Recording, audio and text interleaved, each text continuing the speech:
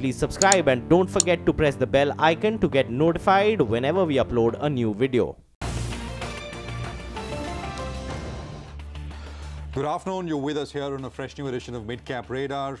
I'm Prashant Nair. With me is my colleague Anisha Jain. Anisha, good afternoon. I mean, not very much to really talk about in any case. I mean, on the upside or downside, 10-point change.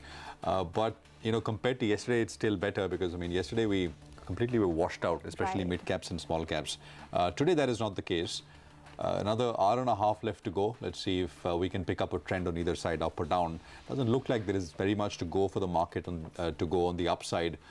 Downside, with so much correction already behind us, will we continue to fall like the way we have? That also seems, I mean, to me at least, unlikely. But let's see. The stories, we'll spend time on each of those in a bit, but let's bring in Ashwani as always for his take on the top of the show. Ashwani, thanks very much. Good afternoon. 7 points. Will we pick up on a trend up or down rest of the session according to you? See, what's important is that the bears have tested 10,500 twice, and twice they have failed. So my sense is that you know, SBI results, etc., they should propel the market higher. Even SBI and other PSU banks should participate on the upside.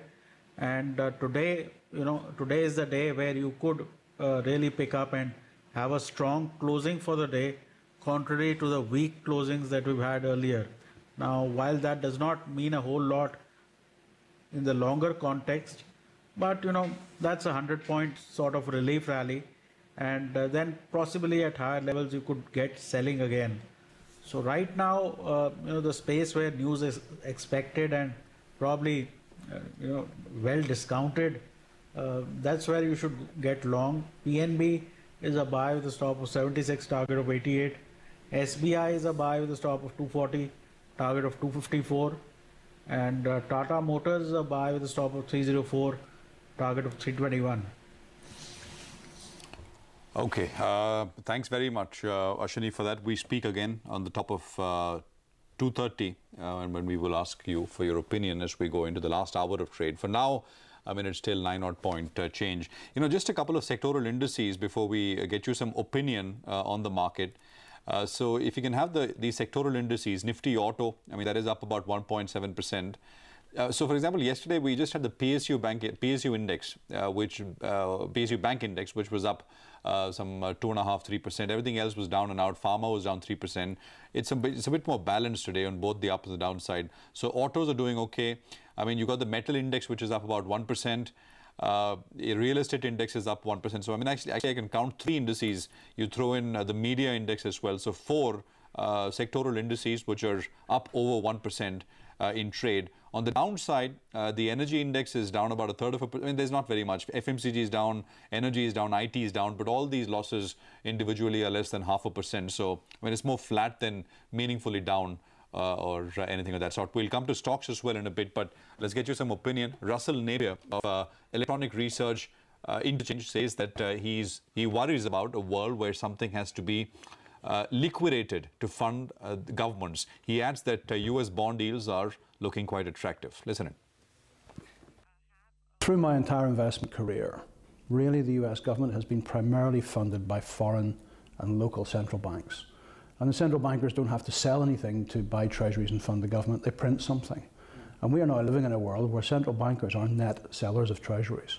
And therefore, it all has to be funded by savers. They could be Indian savers, by the way. They could be Japanese savers or German savers or American savers. But I worry about the level of the stock market in a world where we have to liquidate something to fund the government.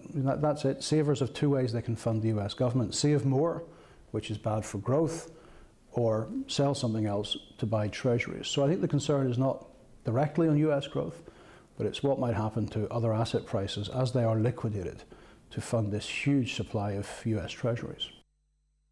My view is that we're quite close to the peak on the US bond yield, that it's an incredibly attractive level for many investors all over the planet, obviously mainly due to the incredibly low level of yields in Japan and in the Eurozone, and therefore it will begin to attract investment. That obviously is helped by the view that I don't think inflation is a problem. So I think most people look at the 3% yield and think, well, it's just reflecting a tight labour market and the inevitable rise of inflation. So for that yield to peak and begin to come down again, I think we are going to have to see some data which makes people question their outlook for US inflation. Current political setting in India, even if growth slowed, I don't see the current political setting being pushed off course. Look at interest rates, which have gone up, but they're still low by historical standards. Inflation is low by historical standards. Money supply growth is low by historical standards. Current account deficit low by historical standards. The ability to attract capital, which I think is the absolutely crucial thing, seems to be very good and can go higher. So I wouldn't even worry if the current account deficit got bigger.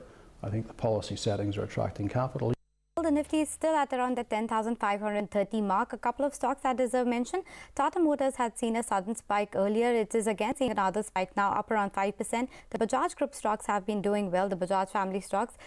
In fact, we have got the numbers of Bosch that came in earlier where the margins were a bit disappointing. Let's hear out the management if they talk about it. Providing technology and services. And here you can read that in the last 5 years that Bosch has invested more than 30 billion euros on research and development. So when you see our slogan, Invented for Life, it is not only for existing products and services, it's also for solutions and quality of life that this technology brings in. So Bosch, you can see also when we say Simply Connected, has moved from a products and services company also into a IoT company. So you saw a lot of examples of connectivity. And this is something over time we will share with you how we are moving in India, and that to Bosch Limited, from not just products and services but also into IoT, connectivity, solutions. And I will share some examples today also regarding that.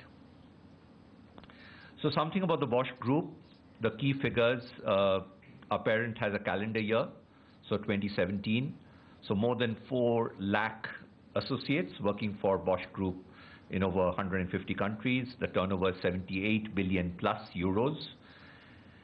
And it is one of the world's largest suppliers for mobility solutions in the world. And this mobility solution accounts for, what we call as Bosch Business Mobility is 61% of the total turnover, and the balance 39% comes from industrial technology, energy building technology, and consumer goods. So it's also a leader in drive and controls. It has also one of the leading manufacturers for security and communication technology, including energy efficient heating products and hot water solutions, and very importantly, the leading supplier for power tools and accessories and also household appliances. All what you see here is reflected also in India, not necessarily in the public listed company Bosch Limited. Most of it in the public listed company, but quite a few in the other legal entities. We have around 13 legal entities, Bosch Limited being the largest. So Bosch is a company which is transforming itself. Besides being one of the leading provider of mobility solutions, it is also becoming a connected, automated, electrified and multimodal company. It is seen in the world as one of the leading companies and provider of IoT solutions. And I remember, a couple of years ago when our CEO, global CEO, said that around 65% of the Bosch products are IP enabled. Okay, so that was the management of Bosch detailing out the numbers. The stock right now is up around 1.5% in trade. But another stock that is on a focus is CCL Products. Now that one is up around 2.5% in trade after the company posted a good set of earnings in the quarter gone by, as cost control led to margin expansion as well. KVLN Sarma, the CFO of CCL Products, joins us now. Mr. Sarma, thank you so much for joining us. Can you break up the revenue growth for us in terms of the volumes as well as prices? Also, you had guided for a 20% volume growth in FY18. Were you able to meet that guidance? Actually, to be frank, volume numbers is something that we're not giving out in the public domain because that's going to be detrimental to the company. On an approximate basis, I can say that we've done between about 15 to 20% in volumes additionally. Could you tell us what is the current utilization levels, and can you update us on the Chittor plant? It was expected to add about 5,000 tons to your overall capacity. So capacity utilization in India, we are already at optimum utilization. In fact, last year and the previous year also, we were at optimum utilization. Vietnam plant, we are between about 70 to 80% utilization, and there is additional scope of 10 to 15% growth this year from Vietnam. And the Chittoor plant is expected to come by Q2 of this financial year, and we are on track for the same. Okay, so currently the plants are running at optimum utilization, but can you tell us what are the current green coffee prices like? Do you expect them to soften in the coming quarters? So green coffee prices, they keep fluctuating every year. This year, we're expecting the prices to be under pressure compared to the previous year, because Brazil has had a very good crop, and Vietnam also has had a decent crop this year. And this is also one of the reasons when we are giving our guidance, even though there is going to be a volume growth, we are giving lesser top line growth because of the reduction in green coffee prices. There's almost a 10 to 20% reduction in green coffee prices compared to last year same time. So will that improve your margin? What kind of margins are we expecting in the coming quarters? So for the current financial year, we are looking at anywhere between 10 to 20% growth compared to our last year's results. One of the reasons why we are actually giving only 10 to 20% is because there is also going to be a significant expenditure for building the brand in the domestic market. So after factoring in all the expenses, we are projecting between 10 to 20% growth. Okay, Mr. Sarma, I also wanted to check with you on your balance sheet because your debt seems to have gone up year on year. Are you planning to come up with more capacity, and what will that do to your debt going forward? So the debt that we have taken is only long-term debt for the new project, and the new project is 50% from internal accruals and 50% is debt, with a repayment period of 7 years. The company was debt-free prior to that in India, except for the working capital. Vietnam debt also has been paid off. So the only debt is for the new plant that we are building right now. And typically we work with 75% debt and 25% equity contribution, but this time we're doing a 50-50 combination. Okay, thank you very much. Appreciate you joining in with that perspective on the numbers as things stand. I mean, do we have a bit of a bid coming in on the Nifty? I think so. So if you can have the Nifty intraday up, we're spiking, I mean, just a little bit. So we've got about 18 points from being absolutely flat. Things are picking up a little bit. Maybe we could look at the Bank Nifty as well, briefly, before we slip into that break. So let me just, so 0.25%, 60, 62 odd points on the Nifty Bank, nothing really. The Midcap index is up a 0.25%. So there is some activity on the upside, which has emerged. So 15, 16 points on the Nifty, 10,532 is where we stand. Well, we've got earnings to watch out for. So State Bank of India is the bigger one of the lot today. I mean, actually, by far the biggest. Abhishek is back here, just recapping some of the numbers he's been putting out there all day today, previewing SBI fourth quarter results. Abhishek. Well, Prashant, all eyes will be on the asset quality of SBI. Now, analysts are working with a slippage of 25,000 crore plus, which was at 26,800 crore in the previous quarter. So, asset quality due to elevated slippages is expected to deteriorate. So, gross NPA in the previous quarter was at 10.35%. All this will happen due to RBI circular, which came in on 12 Feb and which has led to massive asset quality deterioration for all the PSU banks. So, slippages, especially from watch list, will be seen closely. Watch list was at 10,300 odd crores. So if you take in together, all the stressed asset portfolio of SBI works out close to 68,200 crores. And if you remove the overlapping book, it works out to close to 50 to 55,000 crores. So if the slippages come in from these known stressed assets, then it'll be positive. But if the slippages come in from outside these known stressed assets, then it will be negative. So provisions are expected to remain high on account of not only higher slippages, but also mark-to-market market treasury loss. Loan growth expected to remain muted. Last quarter, the loan growth declined by 3.5% sequentially. However, net interest margin, due to the fact that low-cost deposit momentum has been strong for PSU banks, will remain between 2.4 to 2.5%, then it will be positive. Our poll suggests an NII to decline by 7.5%, while net loss can actually, gain by 18.5% to 2,800 crores. Back to you. Okay, Abhishek, thank you so much for that. We will keep an eye out on that asset quality number for SBI. But moving on and going across to Sonal then, who joins us now to tell us what the street is expecting from IOC and HPCL. Sonal, good afternoon. Let's start with IOCL first. Well, the stock is in focus for a lot of reasons, one of them being earnings. Well, last quarter for IOCL was particularly very strong because of higher inventory gains and also because of sharp margin expansion. This time the numbers sequentially will be weaker, but overall decent numbers are expected. And lower throughputs are reported by the company because one of the refineries was shut for the months of Feb and March. Also, the marketing margins, they are above their historical averages because the companies had been able to take price hikes in petrol and diesel after Gujarat elections. So if I take you through the internals, the net sales is expected to go up by around 7%. EBITDA, however, is expected to see a decline of 24%, leading to a margin contraction of around 300 basis points, all this leading to a profit decline of around 27%.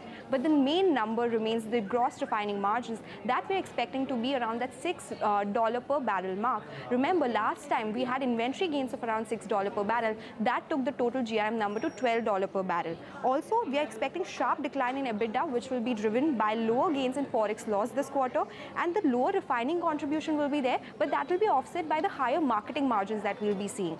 In terms of inventory gains, Motilal is expecting inventory gains of around 1400 crores, while Nomura has a different expectations of around 700 crore rupees. Kotak is expecting sales volume to increase by 6% on a YOY basis, and marketing margins, they are expected to be around 3.7 rupees per litre, and the stock reaction is on the lower side today. Let's see what the numbers really look like. And talking about HPCL, the macros are largely the same for both the companies. Again, sequentially, it will be a weaker quarter, but overall, decent earnings are expected. Revenue is expected to go up around 5%. EBITDA expected to decline by 2.5%, leading to a margin contraction of 30 basis points. All this leading to profit declining by 9%. GRMs is another number that we are watching out for. So the core GRMs are expected to be $4.6 per barrel, while the reported margin GRMs are expected to be around $6 per barrel mark.